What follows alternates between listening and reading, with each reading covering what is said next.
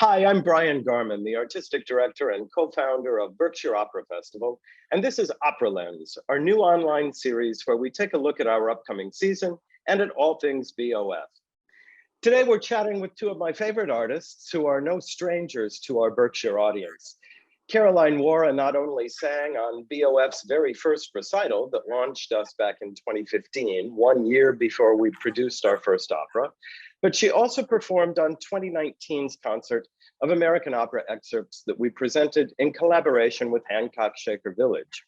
Maria Valdes was last seen in the Berkshires in the summer of 2018, where we all enjoyed her absolutely heartbreaking portrayal of the hunchback's daughter, Gilda, in Verdi's Rigoletto. They will be sharing the stage this summer in our inaugural second stage production of Tom Ciappullo's Glory Denied.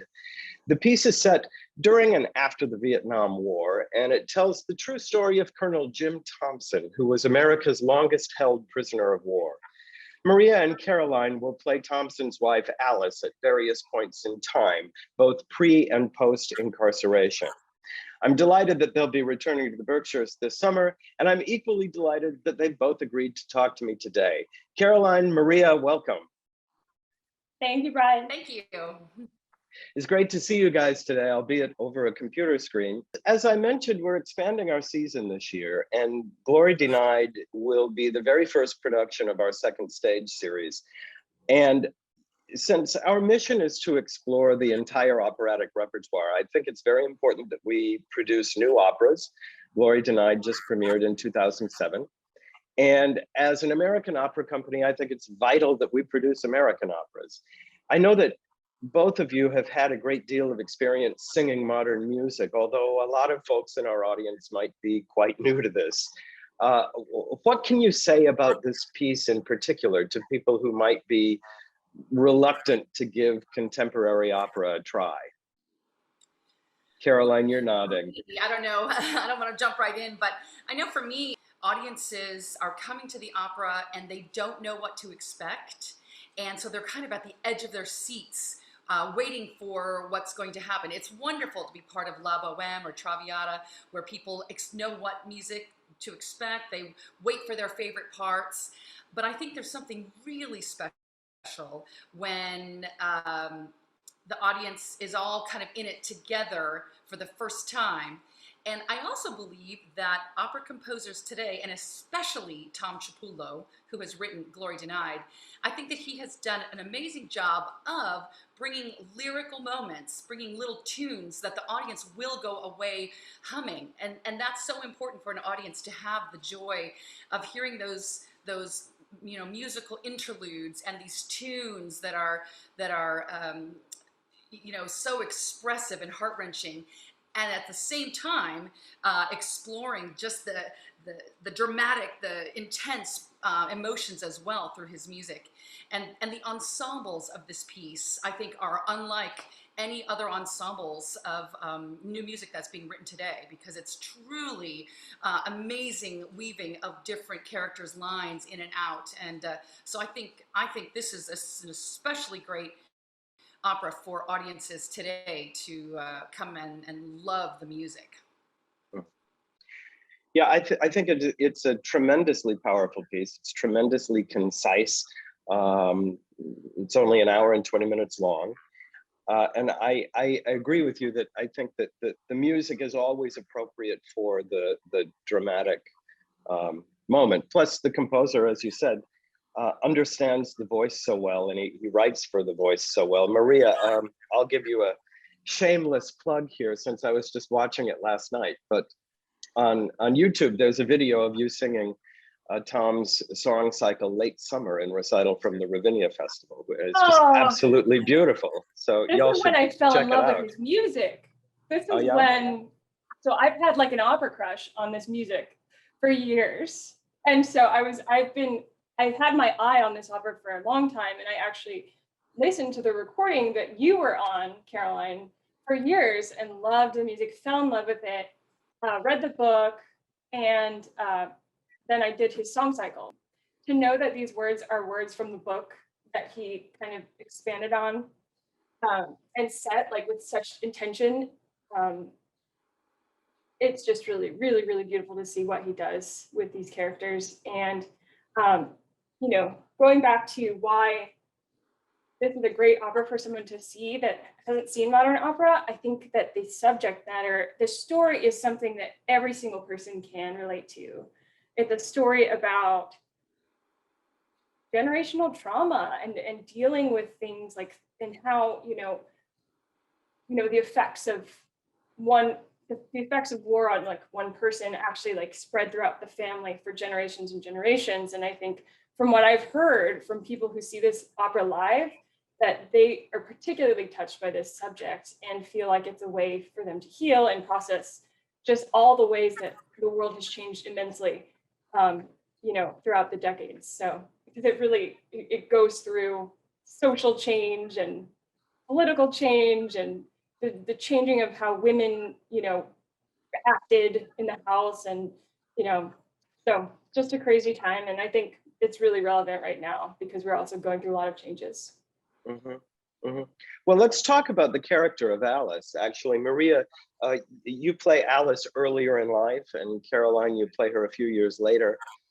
After some years of not being able to receive any information about her husband's whereabouts or his condition, Alice begins a relationship with another man, and she tries to have her husband declared legally dead.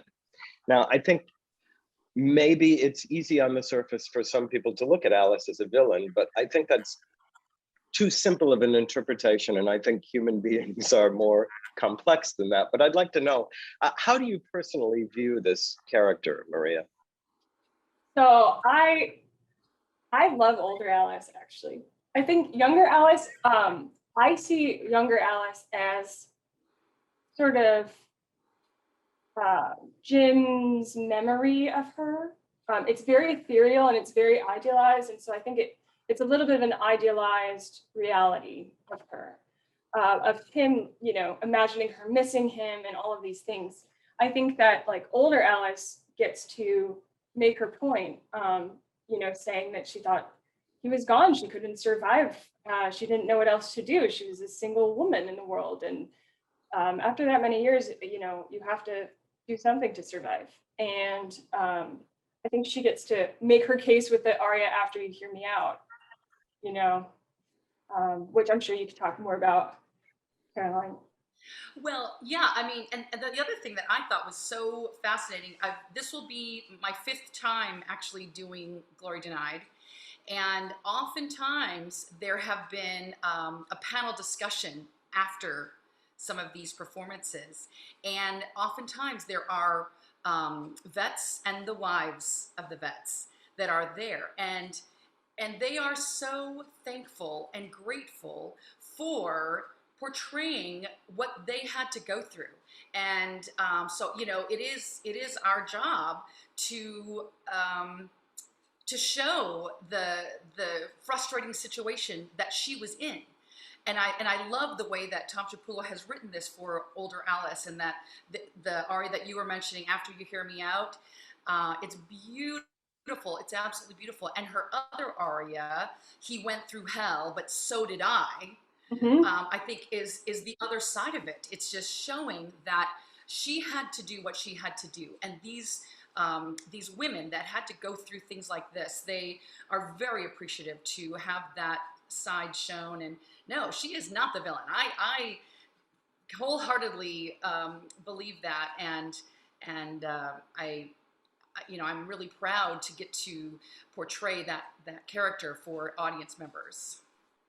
So let's talk for a moment about Alice's music, since you bring up this aria After You Hear Me Out.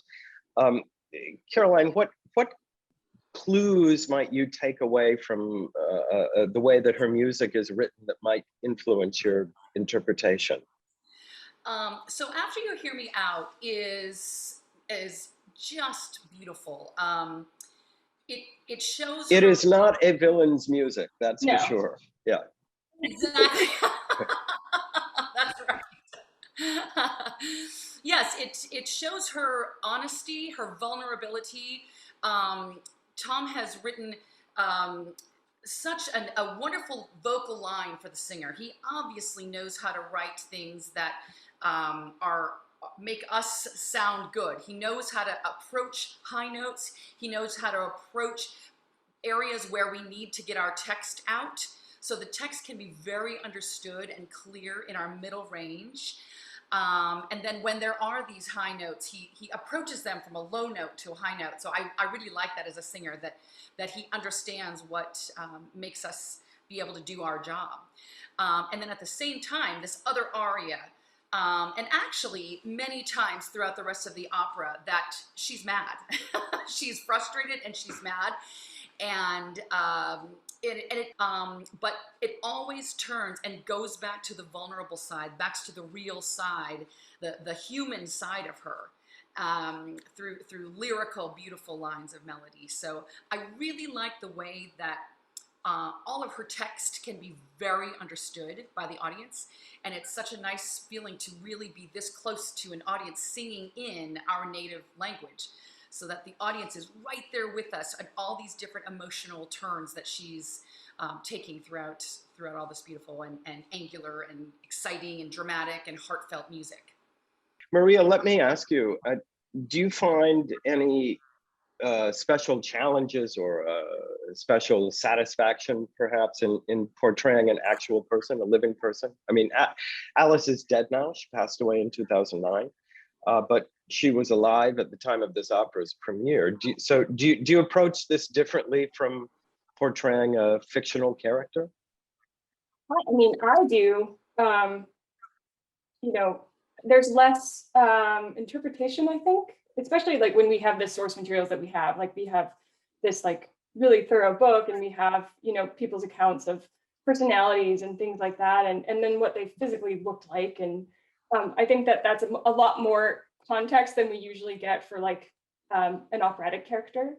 So you do want to tell the story to like the best of your abilities. So I think it's not a challenge, it's actually a luxury to have that information. Well, I want to thank you both so much for joining us today. And I look forward to seeing you in, gosh, what is now just a matter of days. So thanks very much, and I will see you soon. Thank you so much. I'm looking forward to coming back, and I'm looking forward to meeting you. Yes, I'm looking forward to meeting you as well. This will be great. And as a reminder to all of you at home, you can learn more about our upcoming season by visiting our website, which is berkshireoperafestival.org, and by subscribing to our YouTube channel. I'll see you all on the next episode of OperaLens.